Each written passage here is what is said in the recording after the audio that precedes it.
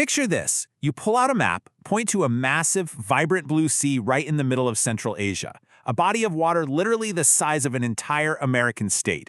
And then you just watch it vanish. Today, we aren't just looking at another standard climate change story.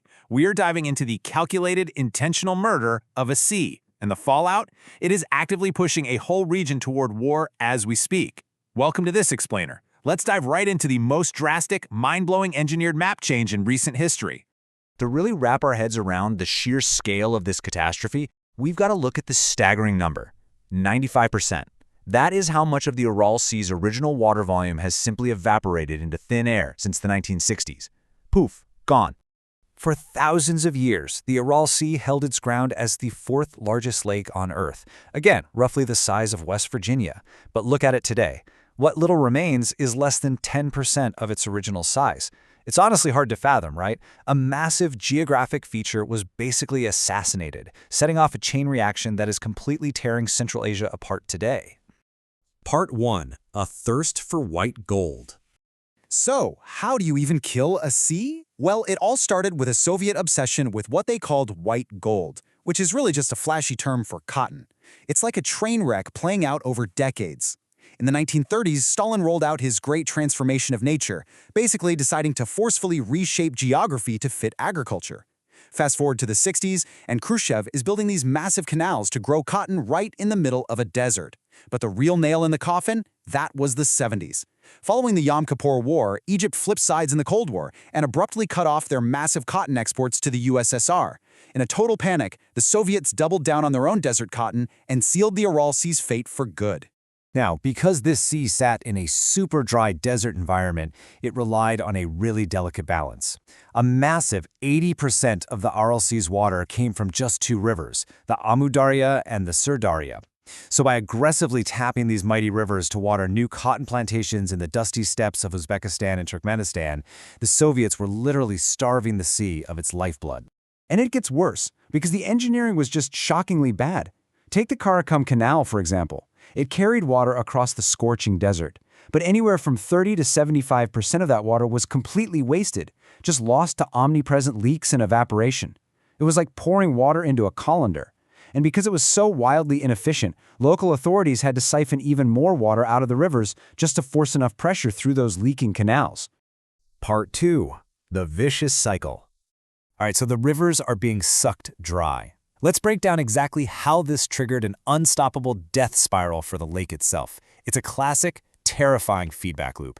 Step 1, the water gets diverted. Step 2, the sea obviously gets shallower. Step 3, because it's shallower, the incoming sunlight heats up that smaller volume of water way faster.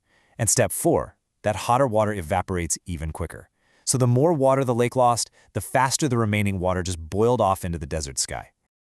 Part 3. Creating a Toxic Wasteland.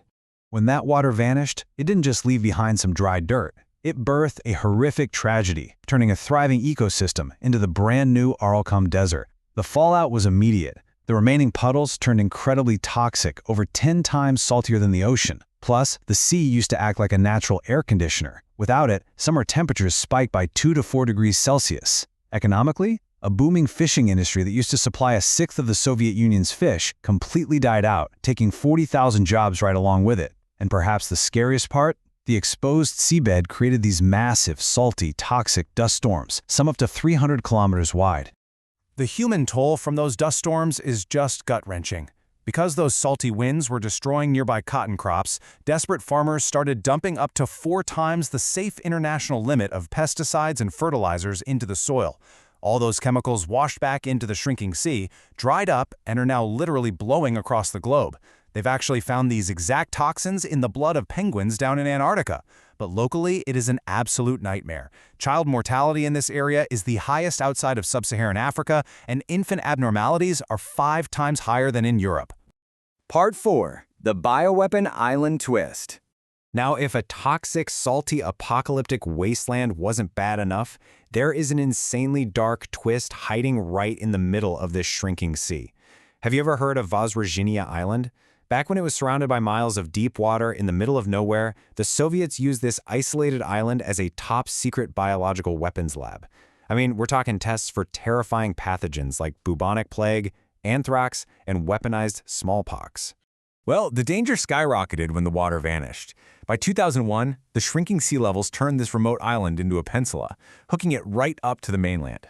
After the Soviet collapse, the lab was hastily abandoned, leaving behind leaking containers of actual biological agents. So, picture this. You've got a potential biological time bomb connected directly to the mainland, sitting right in the path of those gigantic toxic dust storms we just talked about. It is like something out of a horror movie. Part 5. The Coming Water Wars. Let's bring this right up to the present day and look at how this historical mess is actively teeing up a massive geopolitical crisis. The sea's absence is actually destroying the region's remaining fresh water. Without the sea, there's no moisture evaporating into the air to create snow in the nearby mountains.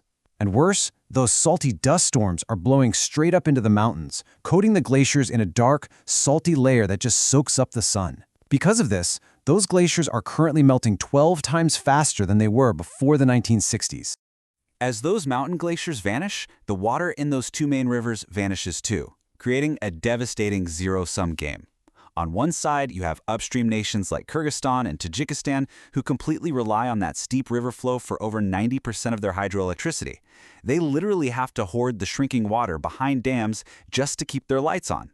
But downstream, Uzbekistan and Turkmenistan face total economic bankruptcy if that exact same water doesn't flow down to irrigate their state-owned cotton industries. It's a terrifying clash of basic survival needs. And to make matters significantly worse, just look at the population boom in Central Asia today. Before they destroyed the sea in 1960, the region's population was about 24 million. Today, that number has exploded to 75 million people. But the real tension comes from where that growth actually happened. The Uzbek population alone has quadrupled over the past 60 years. Right now, there are roughly as many Uzbeks in Central Asia as all the other ethnic groups, the Kazakhs, Kyrgyz, Tajiks, and Turkmen combined. That huge demographic weight makes Uzbekistan's desperate demand for the rapidly shrinking water supply the absolute strongest single force in the region. And here is where Stalin's ghost comes back to haunt them. Almost a century ago, he deliberately drew the map of these countries in a way that guaranteed ethnic tension if they ever broke apart. Because of this twisted legacy, millions of ethnic Uzbeks actually live right outside of Uzbekistan's borders, specifically clustered around the most vital water sources and canals in neighboring Tajikistan and Turkmenistan. So, as these rivers run dry, you are looking at a literal geopolitical powder keg. Uzbekistan needs water to survive and has the massive population advantage. They could very easily use the excuse of protecting ethnic Uzbeks to march into Tajikistan and secure the river's headwaters. Or they could use that exact same pretext to grab Turkmenistan's Karakum Canal. In the past, these nations might have relied on Russia to keep the peace, but with Russia completely bogged down and facing disasters in Ukraine, there is a huge power vacuum. There's practically no one around to stop a full-blown water war from erupting. As we wrap up this explainer, the ultimate lesson here is stark. The Soviets wanted to bend geography to their will just to grow cotton in a desert. And sure, they got their cotton, but they absolutely destroyed an ecosystem, poisoned generations of people, and left behind a ticking time bomb for their descendants. It perfectly proves this old quote, whenever man attempts to fight against nature, nature will always win eventually. We are essentially watching the end game of mankind, trying to play God with geography. So, with a rapidly disappearing water supply, exploding populations, toxic salt choking the air, and literal bioweapons potentially blowing in the wind, we have to look at Central Asia today and ask ourselves, when nature finally fights back, who survives the fallout? Thank you for joining me on this explainer, and I'll catch you next time.